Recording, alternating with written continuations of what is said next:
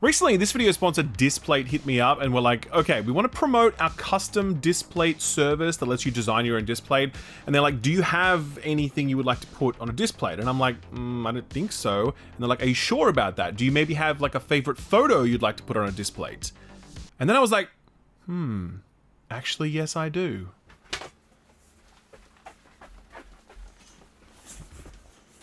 Is it in focus? Yes.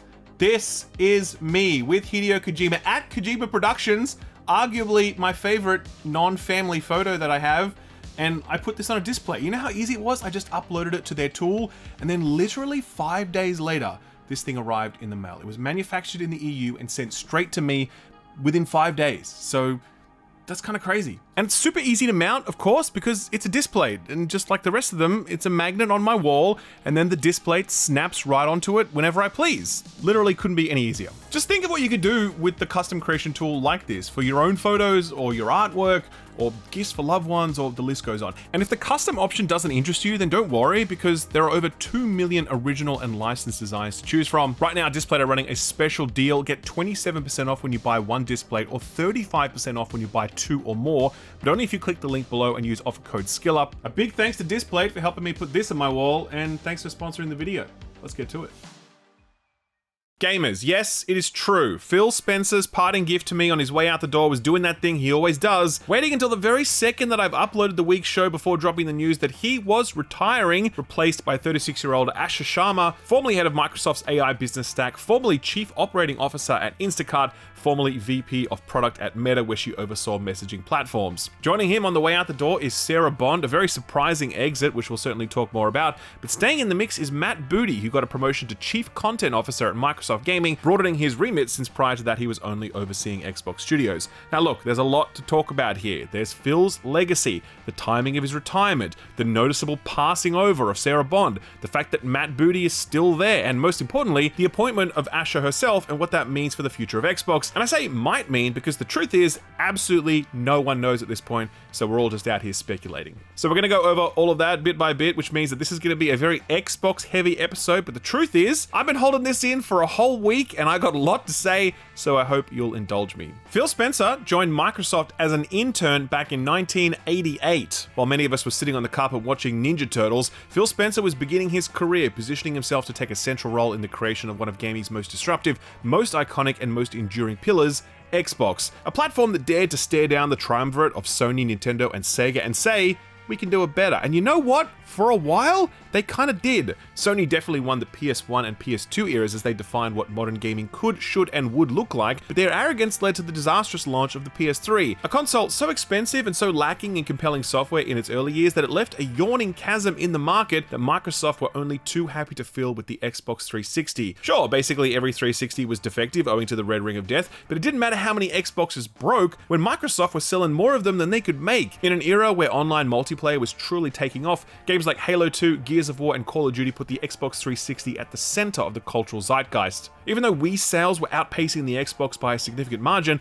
and even though the PS3 would eventually catch up to the 360's estimated 86 million units sold, the Xbox 360 definitely won the 7th console generation. In fact, it won it so decisively that Xbox began experiencing the same debilitating case of overconfidence that wrecked Sony's 7th gen, and I really don't need to remind you what happened next except to say that it involved this man and the letters T and V.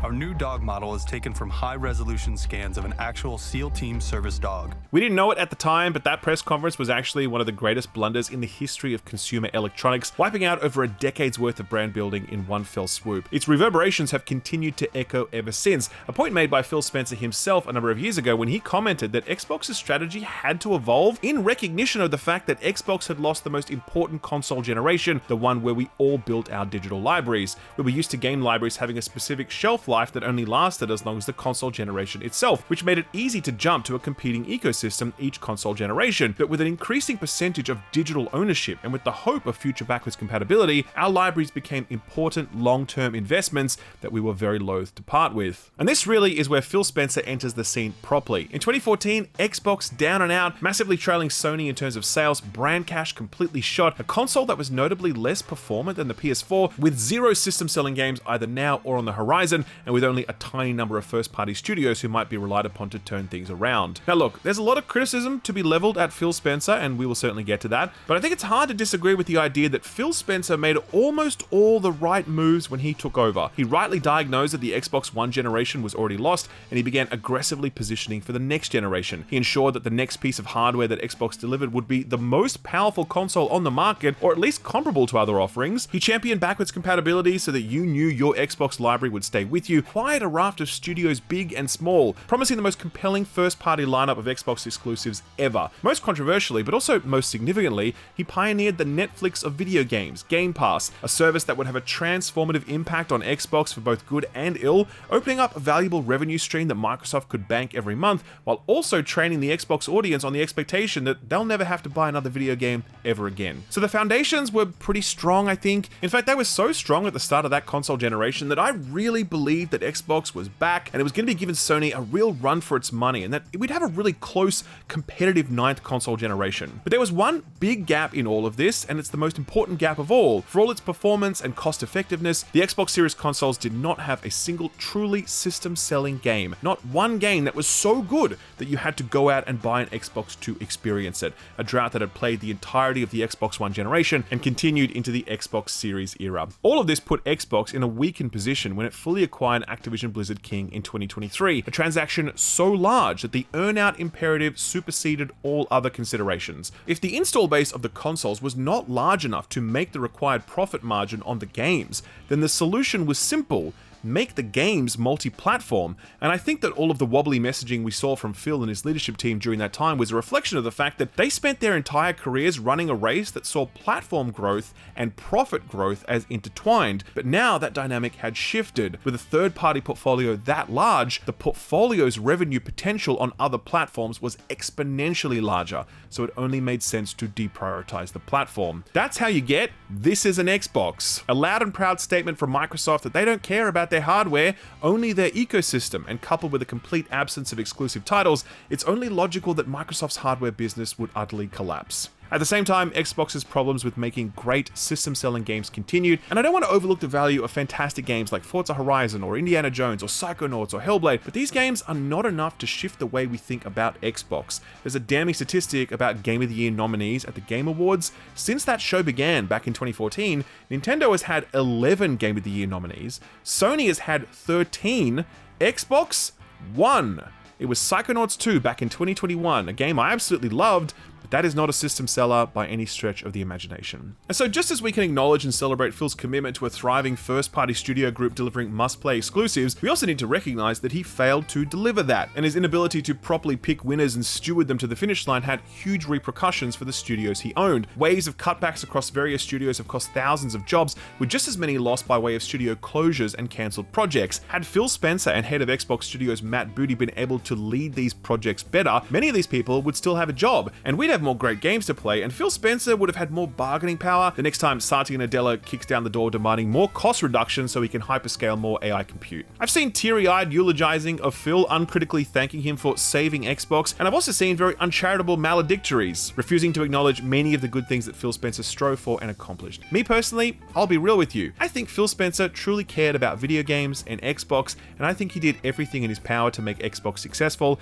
and I think he tried to do it in a way that focused on great games and a great consumer experience and great value for the consumer. But his strategy just didn't work, and so Satya Nadella took over when the Activision acquisition hit, and that's all she wrote. Phil Spencer effectively stopped leading Microsoft gaming back then, and that's not to absolve Phil of any of the failures over the last 2 years, rather it's to suggest that these past 2 years, where the Xbox brand has all but completely collapsed, it's a direct result of Phil Spencer's failure over the previous decade. How important is intention and goodwill in that equation? How much does it matter that Phil Spencer had a high gamer score and wore Hexen t-shirts? To some, not at all. To me, it matters at least a little bit. I think Phil is fundamentally a decent person who tried to do something and it didn't work, and now the wheel is turning. I think that naturally leads into a discussion about Sarah Bond, former Xbox president, and by all accounts, the heir apparent. For years now, many have assumed that Sarah would step up when Phil stepped off, and yeah, that's a logical assumption in traditional circumstances. But I think everyone forgot that these were not traditional circumstances because the Xbox brand is in crisis, and so it would have been a curious decision to promote one of the architects of that crisis. I know that naturally leads to thoughts about Matt Booty,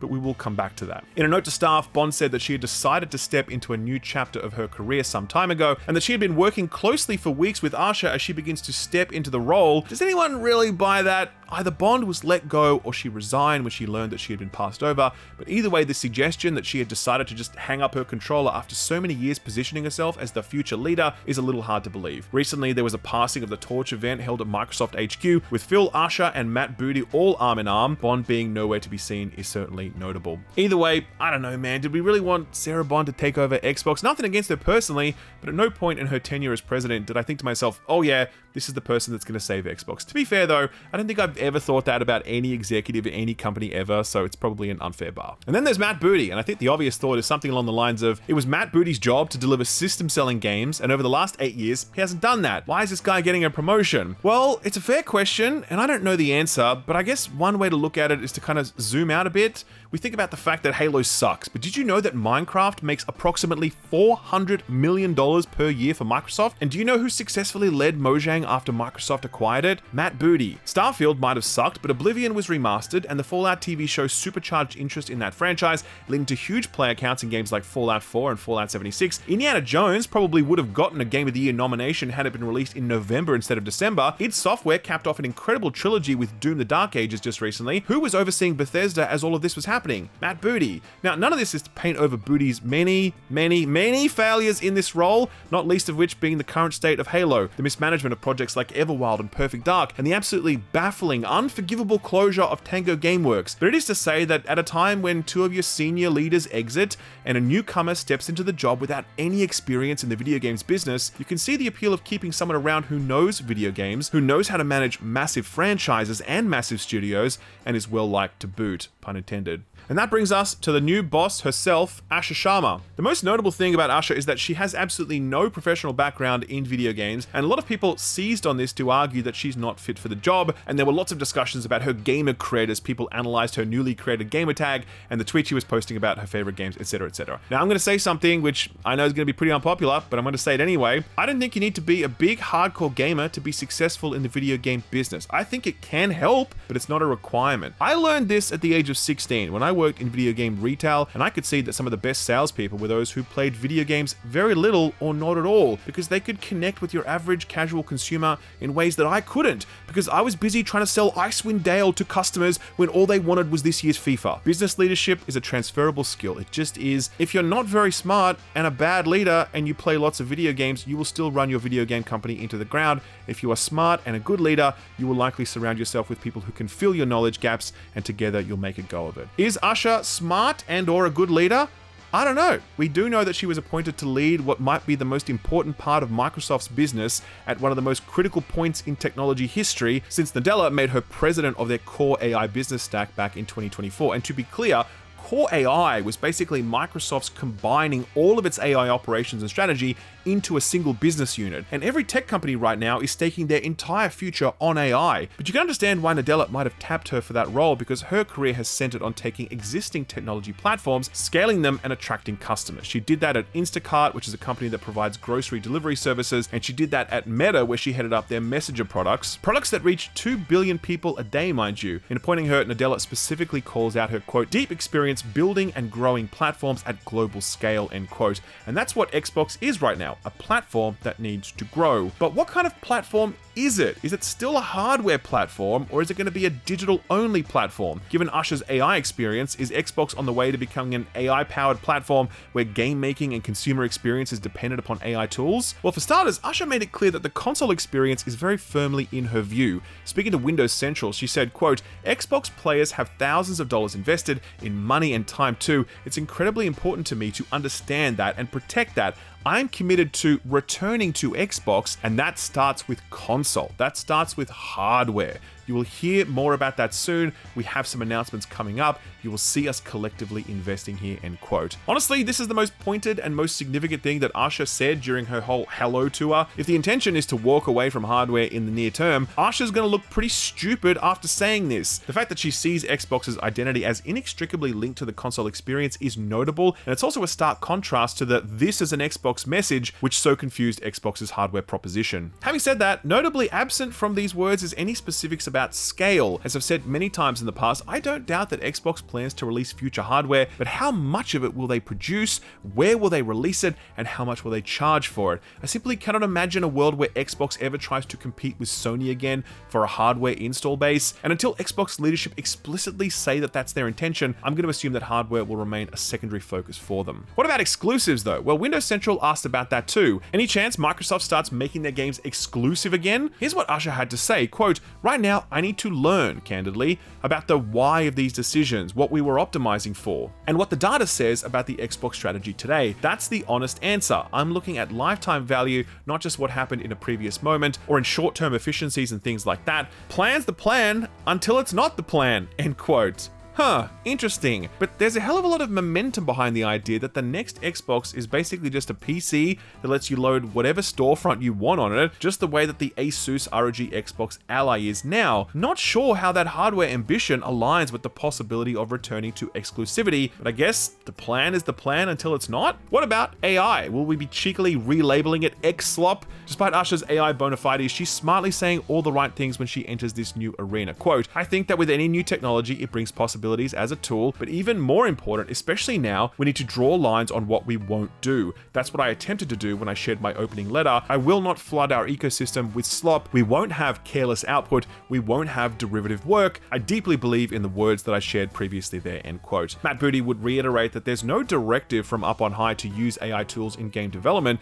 but here's the rub. There really doesn't need to be. These tools are advancing so quickly that huge amounts of the technical work behind making games will be outsourced to them over the next few years, and cost-cutting targets from Microsoft will essentially mandate the use of these tools because it'll be the only way to get the work done. The real question is, how much of the creative process is outsourced to AI over the coming period? And honestly, in that regard, I think we're going to be pleasantly surprised by how much of the center holds, because while machines can already write code and QA stuff and synthesize sound files, they're still not truly creative, and as humans, we're very sensitive to that. So bottom line, what do I think about this whole thing? Well, I think Phil Spencer swung with all his might and he got some runs on the board, but ultimately he struck out, and so the team owner started making the calls. Phil's legacy will forever be debated, but I think that most people will agree that he really tried, he really cared about video games, and that goes at least some distance when they're chiseling your legacy onto one of those frescoes. As for Asha and Matt Booty, I'm honestly not prejudging them. I'm really not. I'm going to give them a chance. Maybe they're great and they lead their people well, help deliver great games and turn Xbox into a thriving platform once again, and I hope they do that. I truly do. I'll certainly be cheering for them. But there is a central unanswered question at the heart of all of this.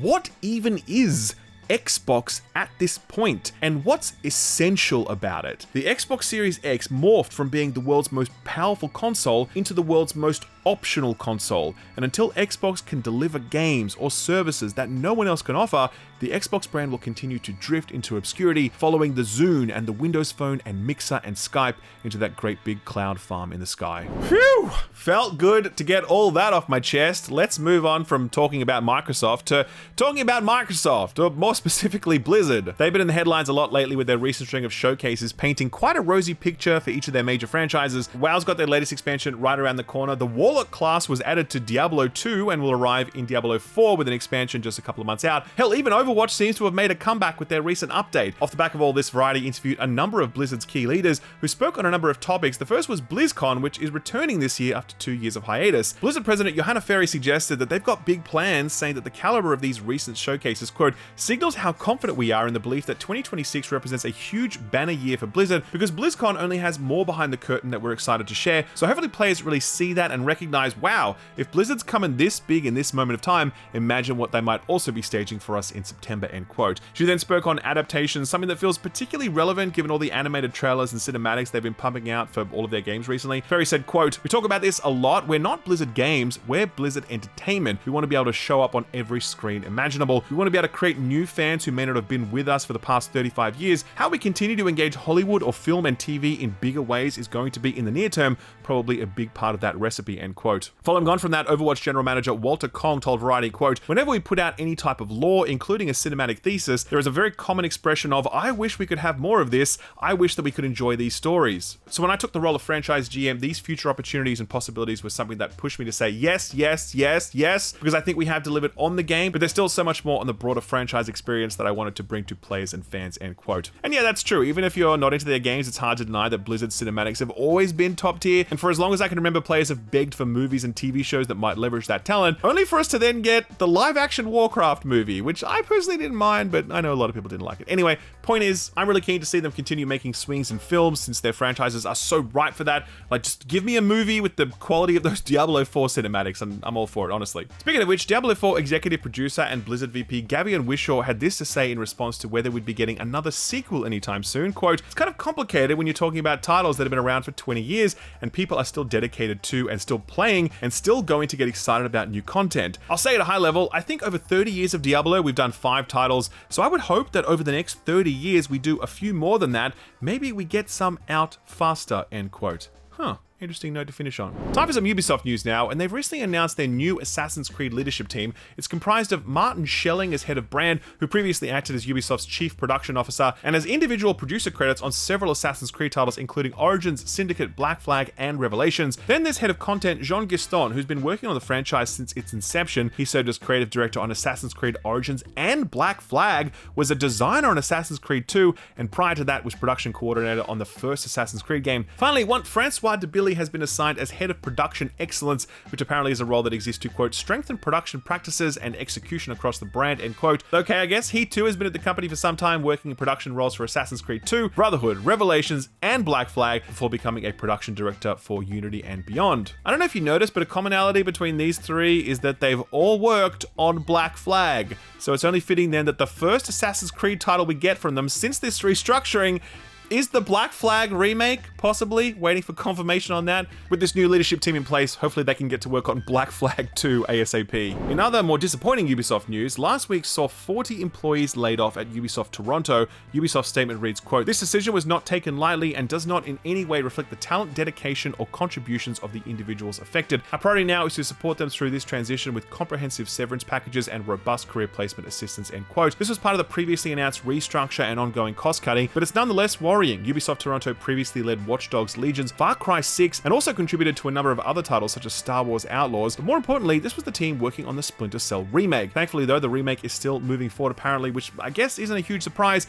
given that this studio is comprised of over 500 workers. We're yet to see any gameplay of that thing since its announcement back in December 2021, and there's been no word on how it's tracking, and I can't imagine these layoffs would have helped. Somewhat related to Ubisoft, according to GameFile, Tencent has recently shut down Timmy Montreal, the studio led by Ashraf Ismail, the former Assassin's Creed Valhalla creative director. The studio was founded in 2021 to, quote, "create AAA open-world multi-platform games," end quote, but they did not announce or release a game prior to this closure, and it appears as though they've been spinning their wheels for a little while now. A number of workers took to LinkedIn to say their farewells, though oddly enough, they've since been removed. One wrote that the team, quote, "had been aware that this was coming for some time, but that it didn't make it any easier," end quote. That wasn't the only shutdown this week. It also saw the closure of Midsummer Studio. In case you weren't aware, this was the studio founded back in 2024 by Jake Solomon, former lead designer on XCOM 1 and 2, and later Marvel's Midnight Suns. He announced the closure on Twitter while also sharing footage of the thing they'd been working on this whole time. Let's take a quick look at it, shall we? "Talking about my ex has me thinking about what I really want. And right now, that's you. Is everything all right? Or are you just trying to get under my skin?" So yeah, this was Project Burbank, and look, I'm always going to be sad and sympathetic when a studio closes down, but I won't lie to you, this looks terrible, like really bad. I know it's a prototype, yada yada, but it's literally an AI game where the AI would procedurally create storylines and dialogue, and man, it just, oh god. I'd take the Captain America book club over this any day. And finally, one of the founders of Warhorse and director of the Kingdom Come Deliverance games, Daniel Vavra, has just stepped down from the studio's next game to instead work on a KCD live-action adaptation. That's right, KCD is being turned into a film or a series, with the script being written by Daniel Vavra himself. That was confirmed by studio boss Martin Frowolski, who spoke to news site Chench Crunch, going on to say, quote, "We've been moving the Kingdom Come brand away from video games for some time now. So far, we've been in comics, concerts, and tourism, but the film has attracted us the most. That is why Dan and I are working on getting it onto a small screen or the big screen. We feel the interest from the film world, negotiations are already underway. We don't just want to sell the rights, we want the film to be what we imagine it to be," end quote. Fair enough, I guess, but honestly, there's plenty of people who know how to make a decent movie, but precious few who know how to make a game as well as Vavra does, so I think this is a bit of a loss. Hopefully he gets his movie stuff out of his system so he can get back to making games real soon. So what got announced or delayed this week? Well, by far the biggest and most dangerous announcement this week was that the time-destroying Ball Pit is getting a mobile release on iOS and Android,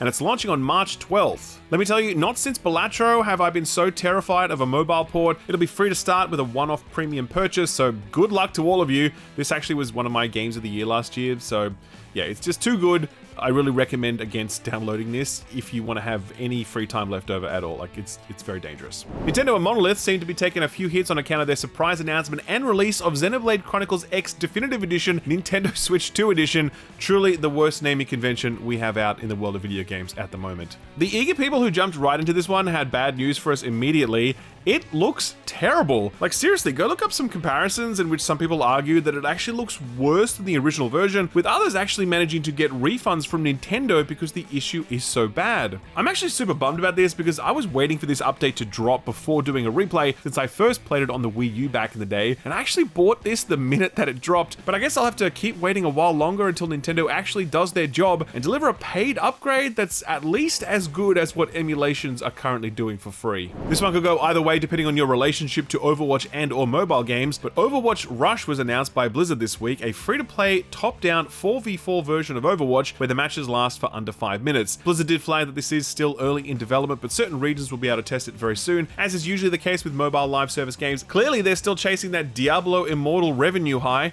not so much for Warcraft Rumble, I guess. A handful of release dates also got announced this week, a couple of which are real soon, so we'll address those later, but some that are further out include Moomin Troll Winter's Warmth, a new adventure game based on Finland's most popular fictional character, not named Alan Wake. That's coming out on April 27th. Grime 2 is the sequel to the kind of unsettling looking Metroidvania where your gross limbs are your weapons. This got a release date of March 31st. The one that most of us are looking forward to though is Marvel's Wolverine from the folks at Insomniac Games. They've had a great run so far, except for the decision to change Peter Parker's face. I'm still not over that, I'm sorry. Anyway, Sony threw down a release date of September 15th this year, with wishlist opening up on the PlayStation Store right now. That release date no doubt intended to get out ahead of the GTA 6 Blast Zone. One delay announcement worth mentioning, and it's for Mouse PI for Hire, which went a little viral on account of it being an FPS with that classic 1930s animation style. This has been pushed back by a month to April 16th for some, quote, extra time and care, end quote. Fair enough. And finally, one cancellation this week, and surprise, surprise, it's a live service game. King of Meat was Amazon's attempt at a kind of multiplayer party game dungeon crawler thing. It launched in October of last year, and it definitely did not land well, barely cracking double-digit player counts on Steam for most of its life. It's being shut down on April 9th, and they're going to be processing refunds to anyone who purchased it on any platform.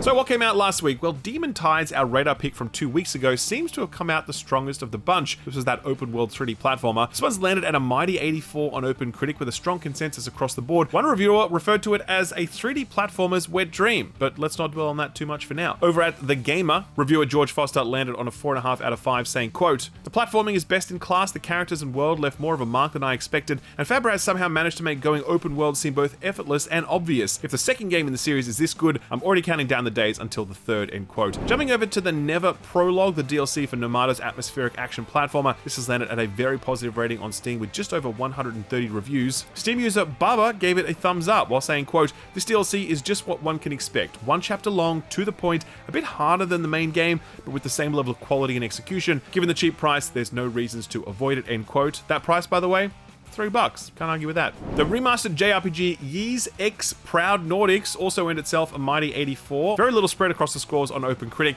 Ethan Zach over at Nintendo Life gave it an 8 out of 10, saying, quote, "The new gameplay additions ranging from new story scenarios to tough as nails dungeon crawling are nice to have as well, even if they ultimately feel like a small speck awash in the sea of gameplay variety that Ys X already contained. This enhanced version's Siren Song may be too faint to lure back anyone who forged through the original release, but newcomers and prospective fans owe it to themselves to answer the call and embark on the definitive version of this grand adventure," end quote. Okay, so what's coming out this week? Well, it's a big one, folks, with not one, not two, but 3 Pokemon games. Sort of. There's also the Hollow Knight of roguelike deck builders, Sony's next big live service bed, and one of those horse games that TikTok always goes nuts over. But we'll start with the biggest of them all, and that's Resident Evil Requiem, the next big mainline game in Capcom's biggest series to date, which will have landed by the time you are watching this video on PC, PS5, and Xbox Series consoles. The big hook this time is, of course, the dual protagonist, newcomer Grace Ashcroft, whose segments are focused on the run and hide brand of horror, and the returning Leon S. Kennedy, who Capcom tried so hard to keep secret for so long, even though everyone kind of knew what was going on. Leon's parts are, of course, focused on parrying chainsaws, doing roundhouse kicks, and throwing out groan-worthy one-liners, and honestly, we wouldn't have it any other way. Reviews for this one are out, and of course, they are very strong. We'll go over them more next week, but I can certainly share my own take on it. This totally rules. It's definitely one for the fans, and I absolutely would not recommend it as a starting point for people looking to get into the series, but for those who already love this thing and have loved it for any part of its 30-year history, this one is probably going to hit exactly right and feel like a fitting celebration of all that Resident Evil has to offer. If you're interested to learn more, I'll leave a link to my full review below the like button, which, by the way, is a great excuse to hit the like button. Thank you very much. Moving on to another dynamic duo landing on Friday, Pokemon Fire Red and Leaf Green were announced for Switch 2 last week by Nintendo. These are the Game Boy Advance remakes of the very first Pokemon games, and notably, they're not launching on the Nintendo Switch Online subscription service like the other GBA games, but as standalone titles that cost $20 US each. A lot of people up in arms about this, but Nintendo clearly knows their audience because the pre-orders for these games shot right to the top of the eShop charts in several regions immediately. Good job voting with your wallets, Pokemon fans. Honestly though, never been your strong suit. Jumping over to Tuesday, March 3rd, we've got another blast from the past. It's Scott Pilgrim X, which is launching on all platforms. Peak millennial fodder here. So you may be old enough to remember that Ubisoft made a modern retro beat 'em up based on the Scott Pilgrim comics to coincide with the movie adaptation of the comics, and by all accounts, it was pretty good. The soundtrack even charted in the US. Scott Pilgrim EX is a sequel developed by Tribute Games, the folks who did the excellent Teenage Mutant Ninja Turtles Shredder's Revenge, and looks to be a bit more involved in a gameplay sense, and bringing in new music from the band Anamanaguchi, which I'm probably mispronouncing, but hey, we gotta keep moving. Anyway, big expectations for this one. As I said, it's out on March 3rd. Another old school release on Tuesday is Legacy of Kain Defiance Remastered, a remastering of the Crystal Dynamics classic that is surprisingly not being handled by Aspyr, but rather an outfit called Play Everywhere, who have previously done a lot of co-development, like handling Switch ports for Dispatch and the mobile versions of Star Wars KOTOR. I'll certainly be watching very closely to see how this one goes, but this edition will also include things like a photo mode and unreleased content, and a demo of the cancelled follow-up Legacy of Kain Dark Prophecy, but only if you purchase the deluxe edition. That's a bit of a bummer. From dark fantasy to hyper-specific history, The Legend of Kimori had its moment of fame on social media a while back on account of its premise. It's an open-world game where you're a Mongolian horse courier in the 13th century, and you can breed your own horses because that's the kind of game that it is, and the horse physics in this game are supposedly very good. Red Dead 2 shrinking horse testicles good?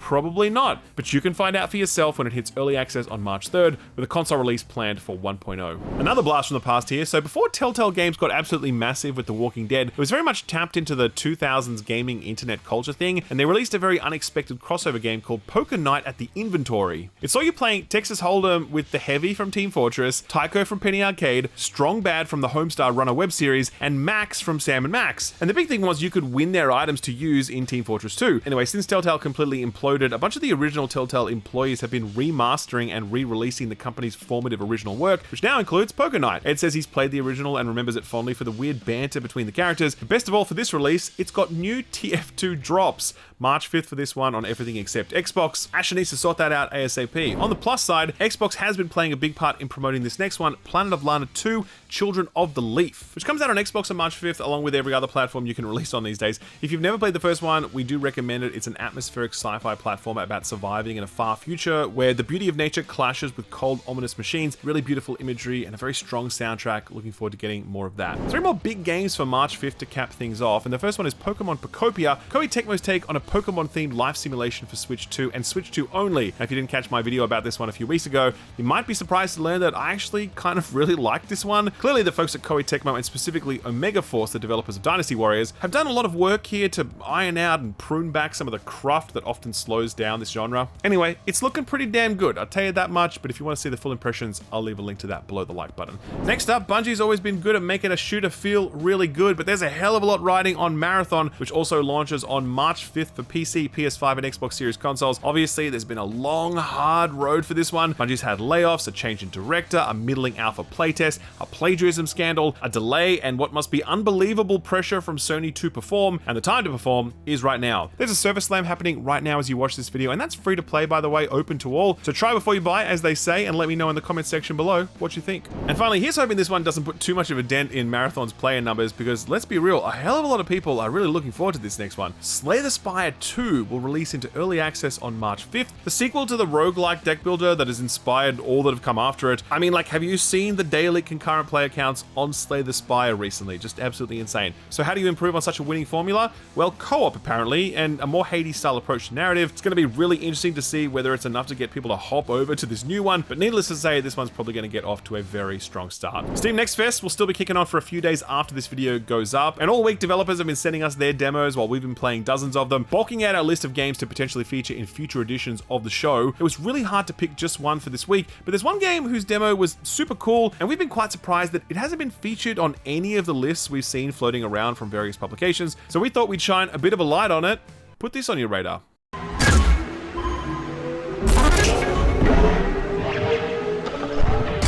This is a game called Sigadamata, an indie shooter that's leaning very heavily into that 1990s Wipeout style of futuristic, glitchy, graphic design-led aesthetic that you may recognize from an upcoming Bungie game. Like Marathon, Sigadamata is also a first-person shooter, but it's more of a fast-paced, movement-focused, speed-running arena shooter with a driving drum and bass soundtrack. True to its 90s aesthetic roots, for Steam Next Fest they've taken a demo disc approach, which is in itself a bit of a standalone product with a series of open, abstract stages to fling yourself across, blast enemies with your shotgun, and collect shit against the clock to fight for a place on the global leaderboards. It almost feels like a spiritual successor to Neon White mixed with some ultra kill for good measure. Very cool, very replayable, but the developer has said the demo will disappear on March 5th before next week's show, so do take a look before that. If you would like to check it out, we've left a link to it over on our Steam Curator page, which also has links to all of the other Put This On Your Radar stuff we've recently covered. I'll leave a link to all of that below the like button. For our feel-good story for the week, it feels only right that it touches on the biggest game releasing this week, Resident Evil Requiem. I could explain what this is, and I will, but first, just watch this actual commercial from Capcom that was released in Japan. Roll it, Stu. 奴らが来る。誰なの？バイオハザードレクエムのご紹介です。今度のバイオは何が違うんですか？すんごすぎて驚かないでください。So this is a little complex to explain, but for some reason, Capcom partnered with a home shopping network to make a weird infomercial for Resident Evil Requiem. It's a surprisingly cool trailer, but it gets even better because the lengthier advert reveals a special limited edition bundle that comes with a pull-up bar. It's meant to be a reference to the fact that Grace hangs upside down in the game's reveal trailer, and the suggestion is that you can use it to hang upside down yourself to relax after tense gaming sessions. But if that doesn't float your boat, they also suggest that you can use it to hang your clothes. Only 50 of these bundles were made and they sold out in 5 hours, which, to be honest with you, feels kind of long, because had I known that these were on offer, I'd have snapped that shit up ASAP. Oh man, what an episode. Whew, so big we had to cut some stories, and we might return to those next week because you gotta draw the line somewhere, and this week we're drawing it right here. We hope you had a good time, and if you did, please do drop the video a like and subscribe if you haven't already. Don't forget to check out our website, thisweekinvideogames.com, for even more news and deep dive features. Some really big, exciting announcements coming in relation to the site very soon, actually. Very pumped to reveal that when the time is right. For now though, thanks again for watching. Have a great week, and we'll see you real soon. Bye-bye.